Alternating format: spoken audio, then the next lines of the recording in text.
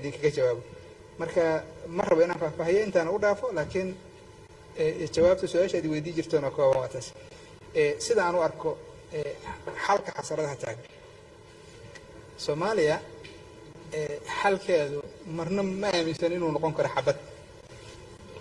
waxa ugu muhiimsan xasaradaha jira lagu xalili karo waxay tahay ummadda Soomaaliyeed wixii ku heshiisay in la ixtiraamo dadka qaar waxay u weydiiyaan ama ay isweydii karaan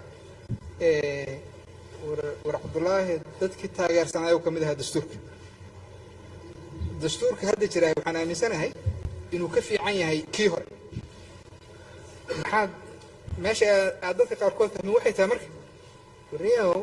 dadka diidanaa iyo aniguna aan iska leenahay markii horena xasan sheekh maxamuud laftirkiisa aan iska lahayn laakiin gadaal dambe uu iska bedelay waxay tahay war waxa kan ma quseeyo teeramkan iyo dowladda hadda jirta tira 5 jeer in ka badan oo sabab lagu sheegay intaas uu noo sheegi jiray muddo saacadii dambe uu soo kala firiyo dhaamay waxaas wax ka jira lama arkay waa sidaan oo hadda uga dhaqan gala marxaatiyaadna u tihiin meedihiin arkamitahay masaajidka ma quseyso isbedelkan lagu sameeyay dastuurka ma quseeyo marxaladan ama mudaxilaadkan hadda lagu jiro inaha aan ku kala arki duwanayeen kamid ah saas daraadeed waxaan ku celinay xalka Soomaaliya marna ma ahan xabad ma ahan xoog xalka koowaad waxay tahay wixii ummadda Soomaaliyeed ku heshiisay hal ixtiraam hal taagan rabitaanka shakhsiga hadduu ka muhiimsanaado heshiiskii ummadda Soomaaliyeed ay ku heshiisay in la tixgeliyo ee qofku uu aqbalo ama qaato ama uu ku qanciyo inuu tiisa shakhsiga ah uu tixgeliyo wuxuu waxay noqonayaan ama waxaan gaaraynaa marxaladda hadda aan gaarno kale saas daraadeed anigu waxaan mar walba adkeynayaa hoosta ka xariiqayaan violence ama in xalka Soomaaliya xoog iyo xabad lagu raadiyo marna ma noqonayso wax u qalma ama ummadda Soomaaliyeed ay ku qanci karaan waxaa kaloo aan u arkaa xalka Soomaaliya ama xasaradaha inuu ku jiro shacabka Soomaaliyeed gaar ahaan dhalinyarada Soomaaliyeed inay dhiiradaan waxa dhabtana ay ka hadlaan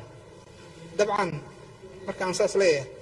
war mustaqbalka Soomaaliya waxa laga hadlayo waa mustaqbalka Soomaaliya milkiilayaashooda dhalinyarada Soomaaliyeed waxaan ugu baaqayaa inay mowqifkooda muujiyaan cod dheer ku hadlaan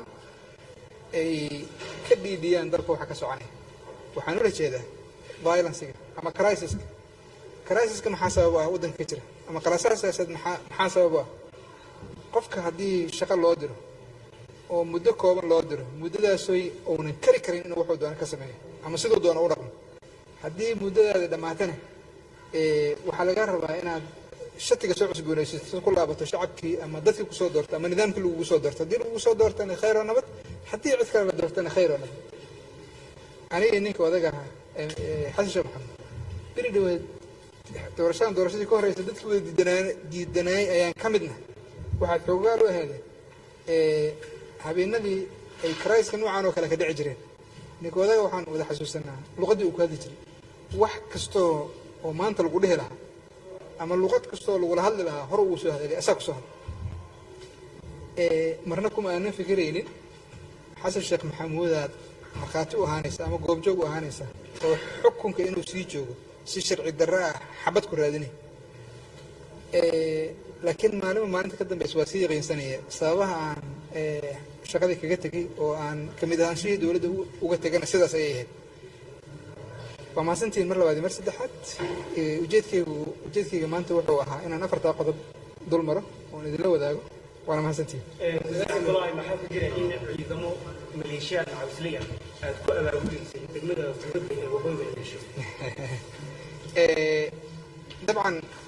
dacdada ka dhacday degmada Goboley ma xasuusto hadda wax dhacda horta kama dhicin ama wax dagaal kama dhicin degmada Goboley waxaa degan ama joogay ciidamo kala duwan oo runtii meelo kala duwan deganaa aadna u koobnaa oo kamid ahaa dadka aan idin sheegay 5,000 gaaray ee ku sugnaa gobolka Shabeellada Dhexe ama ka shaqayn jiray waxaa lagu soo wargeliyay habeen maqribada maray tahay in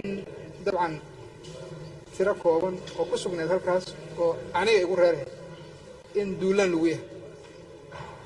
xiriirada aan sameeyey waxaa xaqiiqa ii noqotay in duulaan lagu yahay anoo tixgelinaya duruufaha dalka ka jira waxaan u qaatay inay dhalatay cabsi ah maadaama aniga sheekh shariif qaraaba ah dhalinyarada halka ku sugnaana qaraabayna leeyihiin waxaan tixgeliyey marka inay dhici karto in loo fikiri karo dadkani armay waxaan qayb ka noqdaan saas daraaddeedna ay dhici karto in loo weeraro waxaan ku wargeliyey maadaama ayaan waxaan wax ka ahayn inay iskaga tagaan magaalada ay ku laabtaan goobihii hore oo ay joogeen kuna biiraan ciidamadii kale isla howlgeli jireen ee ku sugnaa gobolka shabeellada dhexe markiiba waa dhaqaaqeen magaalada waa ka baxeen waxaa dhacday aan idin dhammaystiro dhaqaaqay ay dhaqaaqeen waxaa toban jidgooye ka badanaa loo dhigay intay waddada kusii jireen nasiib wanaag ayagoon waxba gaarin ayay waxay sama tageen goobtii u socdeen waxayna ku biireen ciidamadii hore ay wada shaqayn jireen marka cid ku abaabushaahina ma jirto aniga sideedani marna kama qayb qaadan horaan idinkugu sheegay wixii magaaladan muqdisho ka dhacay laakiin sidoo kale waxaan idiin sheegay mas-uuliyaddii aan hayey ama aan qaybta ka ahaa labadii sane ee lasoo dhaafay iyo waxa ay ahayd in badan oo idinka midana waxaan filayaa inaan isku aragnay furmahaas muddadii aan hawsha ka hayn mudane waa mahadsan tahay waa kaaga mahadcelinaa waqtigaada waxaa jirta hadallo badan oo baraha bulshada ku jira iyo magaalada ku jira waxaan ugu eedeynayaa